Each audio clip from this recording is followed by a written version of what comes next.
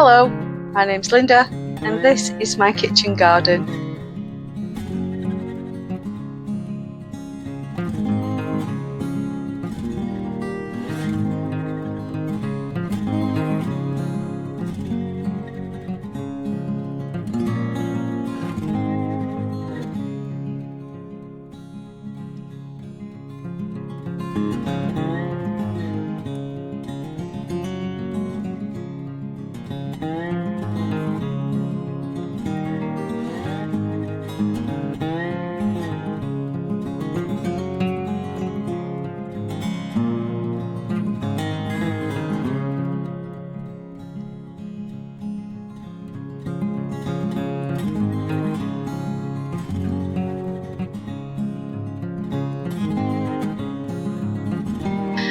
So today we've had a major catastrophe.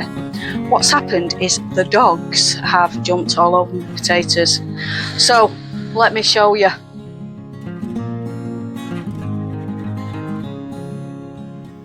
Look at the state of that. They've just jumped all over it. So anyway, I've tried to leave it to hope that they'd come back and they'd survive. But I think they're done now. So even the ladybird can't save them. So I'm going to have to harvest them. So that's my plan for today.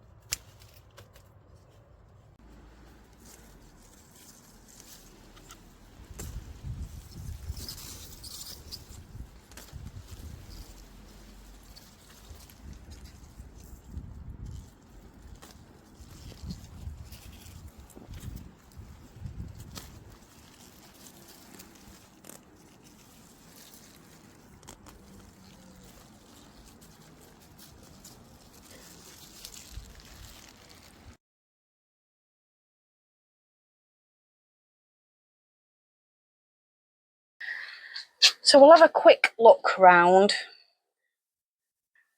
There's my cucumbers, ginormous.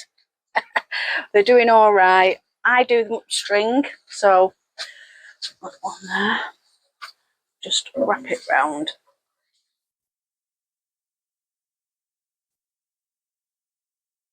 Like that.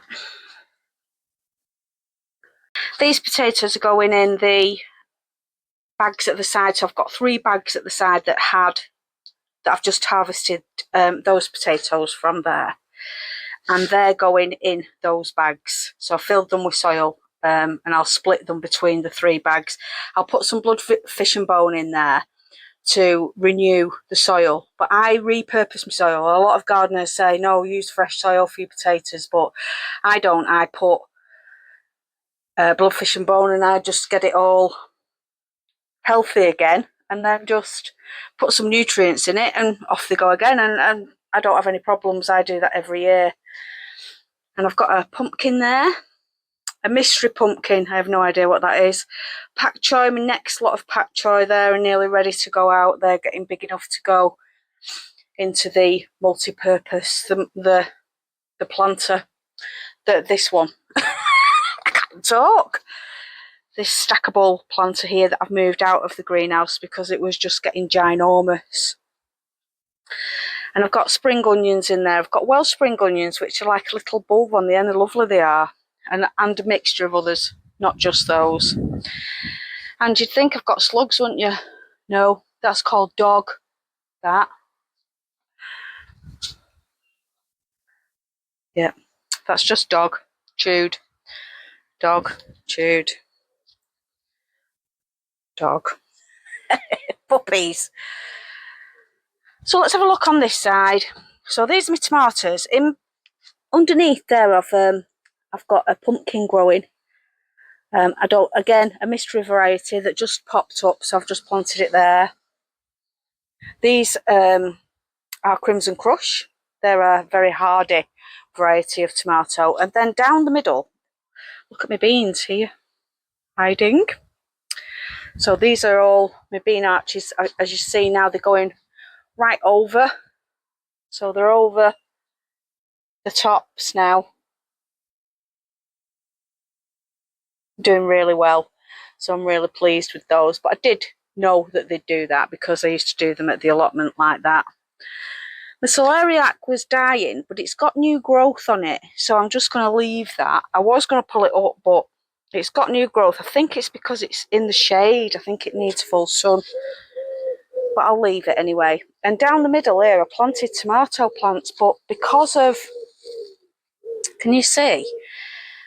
And they're still flowering and producing little tomato flowers. But obviously they're in the shade, but they're still growing. Because these have got so big, these climbing beans, they're just drowning out the sun, so they don't get much sun, but they're still growing. So everything's doing okay on that side. My marigold. Oh, my marigold there was absolutely annihilated, which is what they're for, really. But I do like marigolds. Let's have a look on this side.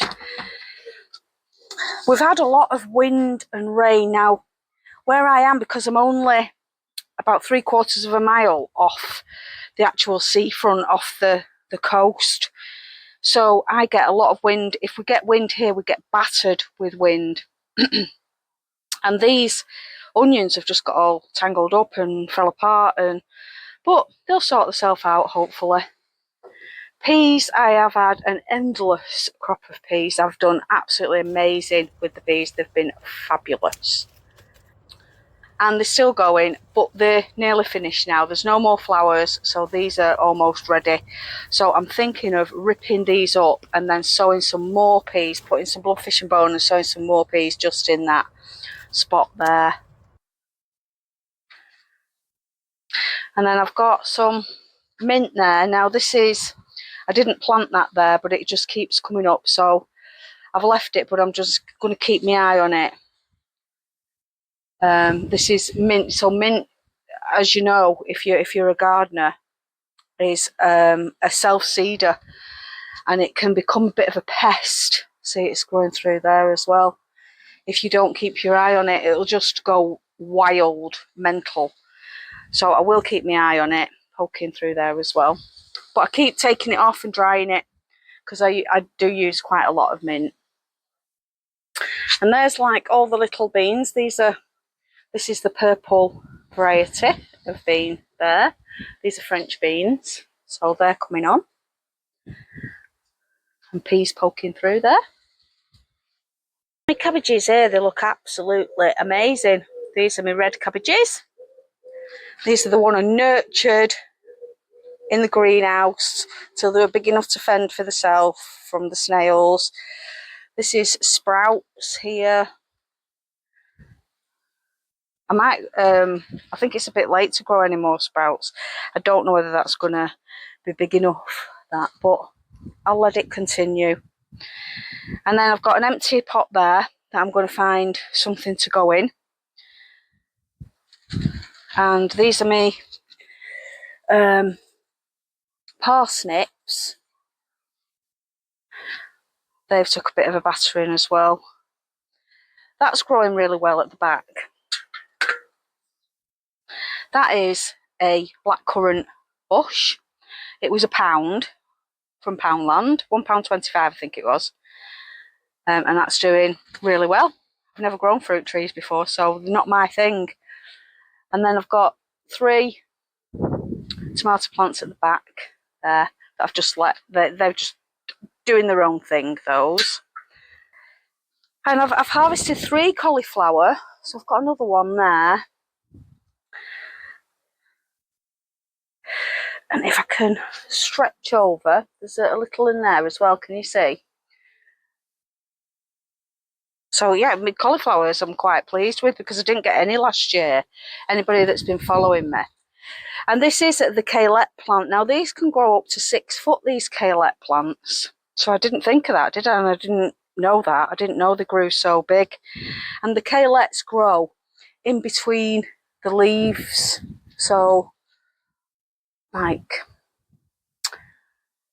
there, but not yet. But yeah, they're massive, aren't they? And then I've got kohlrabi there. And I've put there's some Cavolo Nero in here. It's got a bit chewed, but I think it'll make it. And I've got courgettes. So I've put some chicken manure in the bottom there. Can you see? I've just done that because the leaves started to go a bit yellow. So I've cut the leaves off at the bottom that was yellow, and put some chicken manure, and they're looking a lot healthier now. See, these are the Welsh spring onions, aren't they lovely? Cute little bulby things they are. And there, if you can see, in the middle is my tomatoes, some tomato plants. They was just spares. I just whacked them in there. Why not? So can you see how the leaves have gone yellow here? So I've put some, there's the chicken manure under there. So they should perk up now. Just give them some more nutrients because they're growing in pots.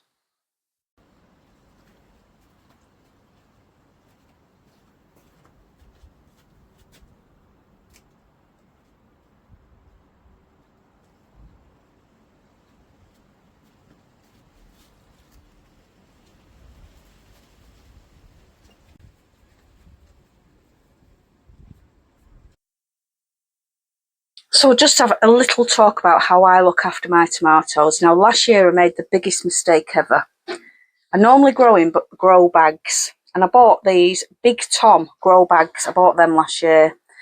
Now, when I opened them, normally I buy cheap ones, but I thought, do you know what? I'm going to go all out and I'm going to buy a really good quality one. When I opened them, all I could smell was manure. They smelled really strong of manure. Now, I know from experience that tomatoes don't like loads of nutrients when they're babies, when they're growing. Because I don't know the reason why, but they don't like lots of nutrients. it stunts the growth. They stop growing. And then when they do grow, they grow into the most bushiest, beautiful plants you've ever seen, but they don't produce tomatoes. So that was my mistake last year. I thought they'd be all right, but I actually blamed it on the weather because the weather was bad as well. So it could have been a mixture of the two. So anyway, what I've done this year is they've just got normal compost. So it's normal compost in planters. And then I've planted them a bit of a mixture in the size of each planter that I've got. And I've not fed them. So I left them to probably about a couple of months old. Yeah, maybe about 6, 7, 8 weeks. And then I started feeding them the tomato feed, so they get that once a week. Now, yesterday, because there's lots of tomatoes on now and I've nipped the tops off, I've put in some manure. So this was put in yesterday and I've watered it in. So this is chicken manure, this, and I've put this in so that they get a bit of extra nutrients now and a bit of an oomph to get these tomatoes lush, because we want them lush. I've got like a big one going on under there, if you can see it there. Got a big one. And when you pinch the sides out here, when they need airflow, tomatoes, remember that. So I take all the little leaves off the bottom so they've got good airflow all underneath, if you can see, like that. And then I pinch them off as they get bigger so that the whole thing has got, so because they're all so close together and there's quite a few of them, I like the airflow, they need that airflow. When you're pinching out the side shoots, so I'll show you here, pinch them out like that. Don't cut them, because if you cut them, what will happen is if it gets a bit moist in your greenhouse or your area where you're growing, then they get a fungus in that cut. For some reason, when you pinch them, it's an uneven cut and they heal themselves. So you're risking that. Also, just make sure that you water them regularly, but don't overwater them because they don't like too much water. And then when they get too tall, just literally pinch the tops off like that to stop them growing. And this year they look so much better. So I've got lovely, beautiful plants. They don't like direct sunlight neither, so be careful where you put them. Don't put them in direct sunlight. Inside, they're all right in direct sunlight outside, as long as it's not in an all day, because in the wild, I know I've said this a million times, but in the wild, tomato plants grow in dappled shade. They grow under trees, they sprawl along the floor, and then looking for sunlight, but not too much sunlight. They like nice, warm temperatures, but not humid. They don't like humid, so they need airflow and they need nice, warm airflow, nice, warm conditions, and not too much watering. Always water from the base as well. Never, if you see like a tomato plant there, if that gets wet in the outside, then it'll look after itself, because there's constant airflow. When they're in a greenhouse, they haven't got constant airflow, so don't get the leaves wet because they really, really don't like it. You don't have to pinch the side shoots out, but if you don't, then they're just going to go wild. And I want to keep them controlled, because last year they were absolutely wild. I couldn't keep on top of them last year, and I grew way too many, just being greedy last year. So that's my little talk on tomatoes. Now, pesticides, I'll just have a little chat about pesticides as well while we're on it, because I don't use any pesticides. I do get quite a lot of questions about what pesticides I use and how I keep slugs at bay and how I keep snails at bay and how I keep the flies and green fly, and I don't use anything, so I let nature just do its thing.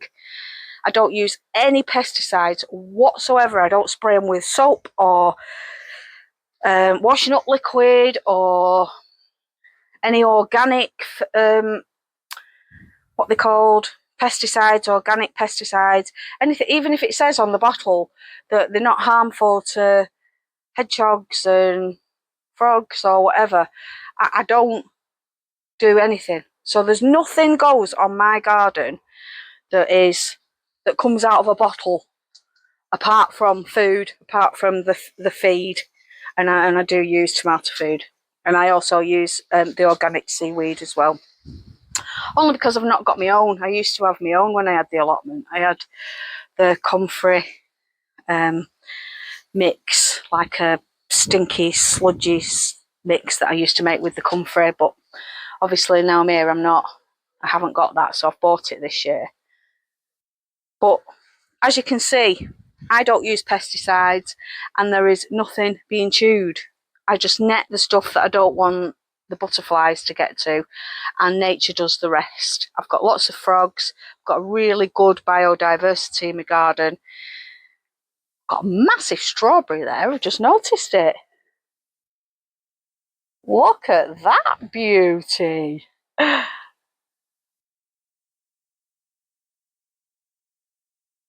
Yeah, so you don't need pesticides, trust me. I don't use any. Just leave them to do their own thing. If they die, they die.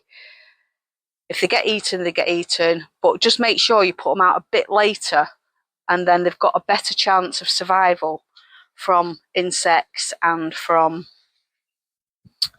the slugs and the snails. The slugs and the snails are the killers. They're the worst ones, and they're the hardest ones to keep a track of. And then I've got some stuff I bought from the garden centre that I've still not put out yet. So I've got cabbages there, but they're just not big enough. I'm going to pot them on. I've got some perpetual spinach, which I'm going to put in. But I really need, like I say, I've been away. And I really need to spend some time on my garden and get it, because it's just gone a bit wild. And I need to get it in a good position and get it back under control. So I've got weeds growing on there, which I don't mind, but they can come up when I get cracking. And because it's been raining as well, I've not been able to get in the garden and do what I want to do. So I'm going to sort all this out here. I'm going to get all that sorted out and plant all my little bits and bobs in there, apart from my cabbages. I'll probably put my perpetual spinach in there, because as you can see, I've got rhubarb chard and rainbow chard down there. I've got a tomato plant there that I don't think I planted, but it's still there. And obviously I've got this where the potatoes were. I'm going to put some planters here with some stuff in, and then this at the end that I've just put some random stuff in as well that's not doing great. But my lettuce as well had a bit of a brainwave, and I bought those that just sit on your fence, and I've just put my lettuce in there, and it's too high for the slugs and the snails. There's none in it. Get them up on your fence.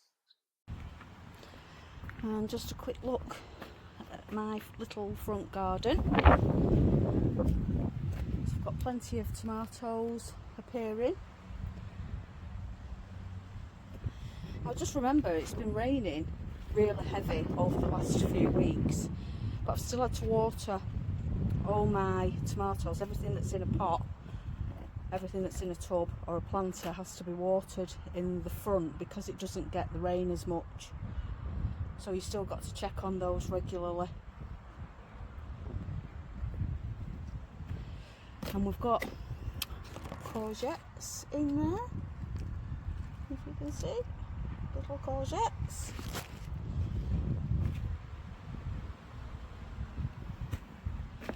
And loads of tomatoes on there as well.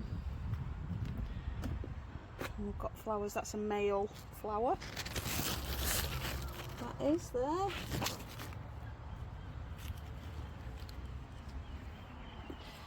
And gladioli, isn't that beautiful? So that's it for this one. Thanks for watching. If you like my channel and you've got this far, please subscribe. I really appreciate it. See you on the next one. Bye for now. Bye. Have a great weekend. Bye.